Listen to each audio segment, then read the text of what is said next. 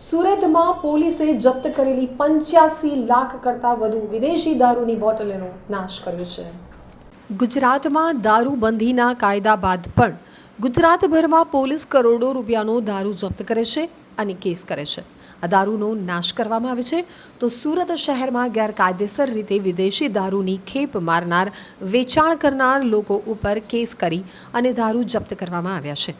આ વખતે zone 4ના 6 police મથકમાં જપ્ત કરવામાં આવેલા દારૂનો નાશ કરવામાં આવ્યો હતો.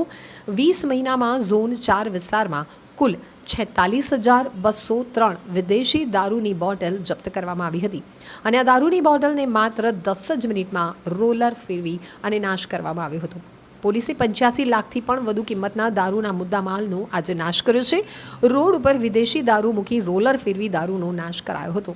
ઝોન 4માં આવનાર 6 પોલીસ મથક પાંડેસરા, ઉમરા, વેસુ, ખટોદરા, અછવા અને અલથાણમાં જપ્ત કરાયેલ દારૂની બોટલોનો આજે નાશ કરાયો હતો. સુરત ડીસીપી વિજયસિંહ ગુર્જરે જણાવ્યું હતું કે વર્ષ 2023-24 સુરત શહેરના ઝોન 4માં આવેલ છે પોલીસ સ્ટેશનમાં જપ્ત કરાયેલા ગેરકાયદેસર દારૂની બોટલોનો આજે નષ્ટ કરવામાં આવી છે. મામલતદાર અને અન્ય અધિકારીઓની હાજરીમાં ગણતરી કરવામાં આવી હતી અને ત્યારબાદ આજે પ્રક્રિયા हाथ धराई है. जी सर, जोन 4 विस्तार में दारू नाश करने का है, कितना टोटल होगा और किस तरह से कार्यवाही? टोटली जोन 4 विस्तार की 46,203 बोटल्स हैं और 85 लाख रुपए का टोटल मुद्दा माल है जिसका आज नाश किया जा रहा है.